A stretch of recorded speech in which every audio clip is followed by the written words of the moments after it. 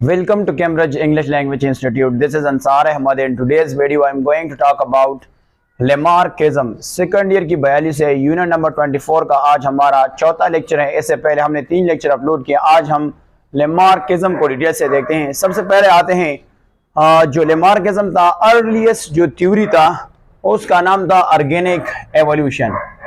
आप जानना चाहते हैं कि ऑर्गेनिक एवोल्यूशन से क्या मुराद होता है? ऑर्गेनिक एवोल्यूशन ऑर्गेनिक एवोल्यूशन से मुराद ये है कि द प्रोसेस बाय विच, हम कह सकते हैं the process by which living organism, process by which living organism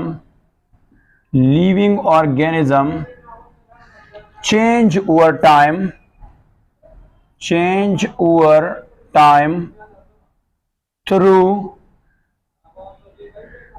gradual accumulation of genetic variations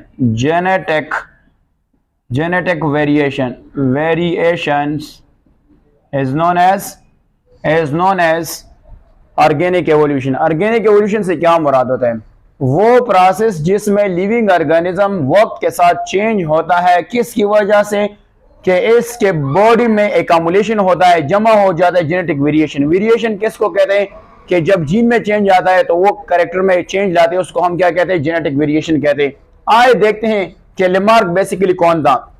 इसका जो पूरा नाम है, ये basically French Baptiste de Lamarck से माना जाता है। ये जो लेमार्क था, सबसे पहले एक सिपाही था। लेमार्क सबसे पहले क्या था?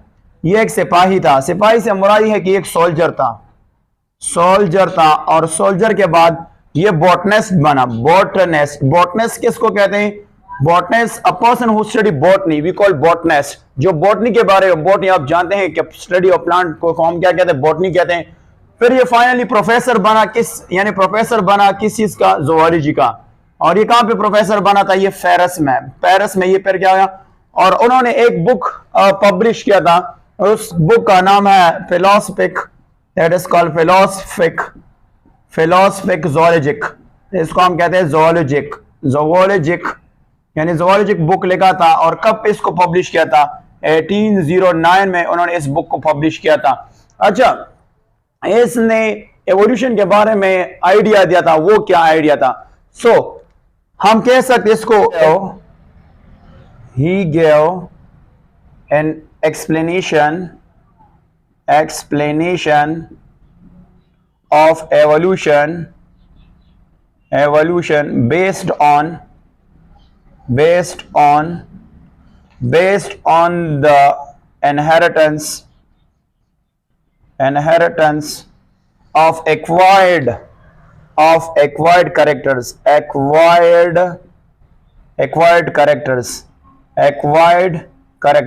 अब एक्वायर्ड कैरेक्टर्स उन्होंने किस तरह डिफाइन किया, देख लेते हैं।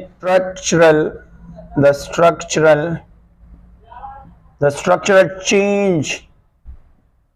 change in the body of organism involving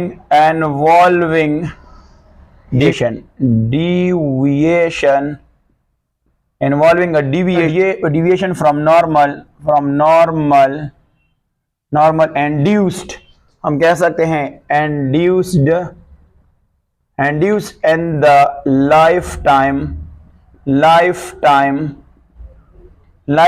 of an individual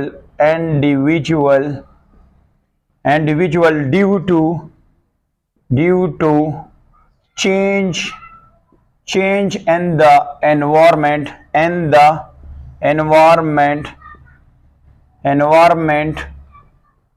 or in function, or we may call it here use and disuse of organ. Disuse of organ is known as Lamarck theory. आइए इस theory को थोड़ा सा देख लेते हैं कि ये क्या कहता है।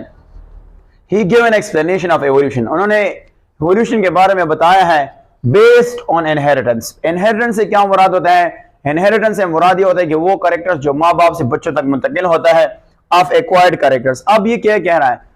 ये कह रहा है कि अगर जिंदगी भर में कोई कैरेक्टर एक बंदा अपना लेता है तो वो नेक्स्ट नस्ल में ट्रांसफर होता है। फॉर एग्जांपल मैं अगर इसके एक एग्जांपल दे दूं कि एक बंदा है, अगर वो बीमार हुआ और वो बीमारी जो है माँ बाप से नहीं आया और इसमें लाइफ टाइम इसमें से मिला, तो ये बीमारी भी क्या होगा? इसके नेक्स्ट नस्ल में ट्रांसफर होता है। तो ये लेमार्क का थ्योरी है और कहता है कि एक्वायर्ड कैरेक्टर क्या होता है? The structure change in the body. अगर बॉडी एक ऑर्गेनिज्म के स्ट्रक्चर में चेंज आता है, involving a deviation means departure, यानी लीविंग जिसको कहते हैं from normal, induce in the life time, यानी इसके ये जो चेंज आ जाता है वो लाइफ टाइम में आता है। मैंने आपको समझाया due to change in the environment, या तो एनवायरमेंट की वजह से आ जाता है या function, use and disuse of organ, कि एक ऑर्गन का इस्तेमाल और क्या करके इस्तेमाल ना करना। अब वो अपना देख लेते हैं। एग्जांपल नंबर 1, 2 एग्जांपल है। पहला एग्जांपल है जराफा की इंसेस्टर। जराफा एंसेस्टर ऑफ जराफा हम कह सकते हैं एंसेस्टर ऑफ जराफा। एंसेस्टर ऑफ जराफा जो था, इसको प्लेस किया था ऐसे कंडीशन में जहां पे कौन सा चीज नहीं था? इनफ ग्रास नहीं थी, नॉट एनफ ग्रास थे। जब ग्रास नहीं थे तो उसकी आपके बुक में लिखा ब्राउजिंग का मतलब होता है लुक ऑन। इन्होंने ऐसे ट्रीज को देखना शुरू कर दिया था जिसको हम फोलिएज ट्रीज कहते हैं। फोलिएज ट्रीज कौन से होते हैं? फोलिएज कहते हैं लार्ज लीफ को कहते हैं। ये ऐसे ट्रीज जिसमें से बड़े बड़े लीव्स मौजूद होते हैं, तो उन्होंने इस लीफ को देखना शुरू कर दिया। तो इसके रिजल्ट में क्या हुआ? इसके रिजल्ट में जो हमारे पास जराफा था, इसके 4 लिम्ब हुआ, एलोंगेशन ऑफ किस चीज की हुआ? वो है 4 लिम्स और 4 लिम्स के साथ साथ किसकी? नेक जो था उसका बड़ा हो गया।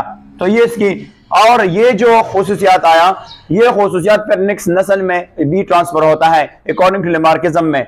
अच्छा, और इसकी दूसरा एग्जांपल है वो, अगर आप यहां पे देखें हमारे पास, अगर मैं आपको एग्जांपल दूंगा बुक में जो गिवन एग्जांपल है, हमारे पास क्या था? हमारे पास क्या था? एक जराफा था जिसको हम कहते हैं, और ये अगर हम यहाँ पे देखें तो इसकी नेक जो था, अगर आपको ये आपके पास ओरिजिनल वाला जराफा है, ये आपके पास क्या है? जिसको हम कहते हैं ओरिजिनल शॉर्ट नेक था। इसका जो नेक था वो क्या था? शॉर्ट नेक था। इसका नेक शॉर्ट था। ये एंसेस्टर थे। तो क्या हुआ नेक्स्ट स्टेप में? ये क्या हुआ नेक्स्ट स्टेप में? इसका जो कीप स्ट्रेचिंग, उन्होंने स्ट्रेचिंग शुरू कर दिया। तो इसका अगर आप देख लेते हैं तो इसका जो ये नेक था और लार्ज हो गया। नेक्स्ट में क्या था? इसका जो नेक था वो और लार्ज हो गया। क्यों? उन्होंने कीप्स, अगर हम यहाँ पे लिखेंगे keep stretching, that is called stretching, उन्होंने कीप स्ट्रेचिंग कर दिया। तो ऐसे क्या हुआ? इसके जो नेक था वो रीच हुआ कहां पे? नेक रीच हुआ कहां था? हायर लीव्स तक। जो हमारे पास क्या था? हायर लीव्स था उसकी तरफ, हायर लीव्स, उसके जो ऊपर लीव्स है उसमें। तो ऐसे क्या हुआ? इसके एंड स्ट्रेचिंग, इसका जो नेक था और भी स्ट्रेच हो गया। इसका नेक क्या होगा? और जो है वो स्ट्रेच हो गया। इसके साथ आप इसको लिख एंड स्ट्रेचिंग, STRETCH स्ट्रेचिंग हुआ। और इसके साथ और अगर आप देखें तो इसका नेक जो था और बड़ा हो गया। यानी पूरा आप देखें इसका नेक जो है ना वो and same, you can say and stretching पे।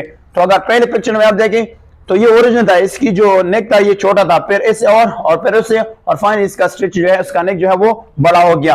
अच्छा, ये तो पहला एग्जांपल। हमारे पास है एग्जांपल नंबर 2। एग्जांपल नंबर 2 है कि लॉस हुआ कौन सी चीज? लॉस ऑफ लिम्स से मुराद होते हैं जो पांव थे वो किसकी थी? नेक्स, यानी स्नेक की। उससे स्नेक से पांव जो है ना वो लॉस हुआ। अब ये किसकी वजह से लॉस हुआ? एक 2 हैबिट है, एक का नाम है कोरलिंग, यानी कोरलिंग किसको कहते हैं? जिसको हम हपोड़े वगैरह कहते हैं। और दूसरा कंसीलिंग हैबिट से क्या मुराद है? छुपाने वाला हैबिट। अब हमारे पास स्नेक था, हमारे पास स्नेक्स होते हैं, स्नेक्स, और स्नेक में एक है जिसको पाइथन कहते हैं, जिसको हम क्या कहते हैं? पाइथॉन्स। ये जो पाइथॉन्स था इसको प्रोवाइड किया था लिम्स, यानी इसके लिम्स थे। तो क्या हुआ? हमारे पास एक मैमल है जिसको हम नवले वगैरह कहते हैं, यानी जिसको हम पास क्या था? मीजल हमारे पास क्या है? ये एक नवले वगैरह है। तो ये जो था बेसिकली क्या था? ये स्नेक ने इससे छुपाना शुरू कर दिया, इससे क्या बोरों क्या था, केव वगैरह में उन्होंने छुपाना शुरू कर दिया। तो जब स्नेक बोरों में चला गया तो इसकी जो लिम्स थी वो फर्दर उस यानी वहां पे यूज ना हुए, तो इससे क्या हुआ, ये जो है ना ये इससे लॉस हो गए क्योंकि उस हैबिट में लिम्स की जरूरत नहीं होती है। तो ये जो था ये सेकंड एग्जांपल है। अब दूसरा एक बात करता है कि जो बॉडी मॉडिफिकेशन है, बॉडी मॉडिफिकेशन ये जो बॉडी मॉडिफिकेशन आए थे बाय यूज ऑफ यूज और डिसयूज की वजह से ये डायरेक्टली जो है ना जो बॉडी मॉडिफिकेशन आए थे use and disuse directly by environment can not lead to the formation of new species, यानी इससे नया स्पीशीज जो है ना नहीं बन सकता, न्यू स्पीशीज इससे नहीं बन सकते हैं अनटिल क्या नहीं हुआ, अनटिल दे आर इनहेरिटेड, जब तक ये दूसरी स्पीशीज में ट्रांसफर नहीं होते हैं। और ये जो थ्योरी था, ये जो एक्वायर्ड कैरेक्टर का थ्योरी था, ये बाद में जो प्रिंसिपल ऑफ जेनेटिक्स ने उनको गलत साबित किया, ये रॉन्ग साबित किया। किसके, कौन से प्रिंसिपल ऑफ जेनेटिक्स ने, प्रिंसिपल्स ऑफ जेनेटिक्स ने उसको क्या किया, इसको रॉन्ग साबित किया, यानी गलत साबित किया।